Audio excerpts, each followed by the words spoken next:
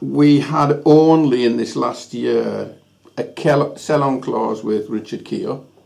So this is when he moved from Coventry through to Derby, and that's on a fixed deal, and so we can put that down when we know the amount. It's something that comes at the beginning of each season for the next 3 seasons, but we have to give 25% of that away to Bristol City on a previous sell-on clause that was put on us. So that was there. Tom Tayu, a very small sell-on there and a very small compensation package. Gary Medine, at that during last season, was still yielding money, but only just based on the number of games he played in the Championship, and it was a 1-to-1 ratio. And then, of course, Danny Graham was sold from Swansea to Sunderland, and again we had a sell-on when he went from Watford to Swansea, and subsequently when he went from Swansea to Sunderland, whatever Watford sell-on, we got a percentage cut of the Watford sell-on from the Swansea end of the game. So although the bid gets less and less and less, you still have a stake in Danny Graham as it goes forward. The season before, we had 672,000 in transfers. It was a really big season. Here we got a young lad called Henderson who went to Manchester United. He's currently in there.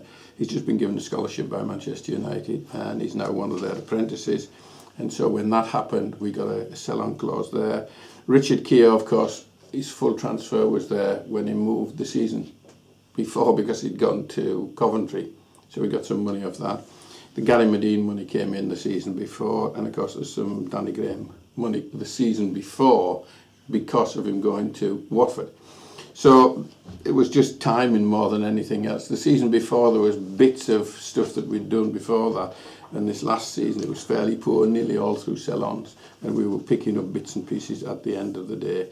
And really, Keogh, Medine and Graham were all things that had been pre-negotiated. The only thing we negotiated, which was a very, very small sale last season, was Tom Tayu. So that was the major reason for that. We took action. We knew things weren't looking good. We took action in the summer and said we're going to have to reduce our cost base because I could see that there was no potential income from the player transfer side, and we hoped that we could hold our gates. So if you assume that we knew that our transfer side wasn't going to be active just because of the crop of players that we had, and we'd actually sold the assets, if you like, 1 to 2 years earlier, then we took action and reduced our costs by in excess of £400,000. But it was pretty obvious after 2 to 3 months of the season, in September, October, that we have to take more action because the gates had dropped by nearly 1,000, and it was obvious at that point in time that we'd have to cut even deeper than we anticipated before. And so we started on the non-playing side. On the media, we started in the shop, we started in the reception area, and should we say behind the scenes staff were reduced in numbers and in cost as much as we possibly could. We looked at hotel bills, we looked at buses, and we looked at all sorts of things. But we knew we'd have to cut deeper than that, and so we had to eventually start to look at the coaching staff. And we did look at the coaching staff, and Dennis Booth left us in the middle of the season, and we had to take further cuts that were planned for the end of the season when contracts came to an end. So we knew it was going to be a difficult year. We had all the signs. We knew before the year started, we thought we'd done enough. By the end of September, October, it was obvious we needed to cut more. And because the team wasn't performing, then the whole thing was beginning to ball up into a full negative effect. And if you can't do anything in a season because of contracts, then you've got to look forward and say, well, I'm going to have it right by the end of the season, and we need to then fund a bit in the middle.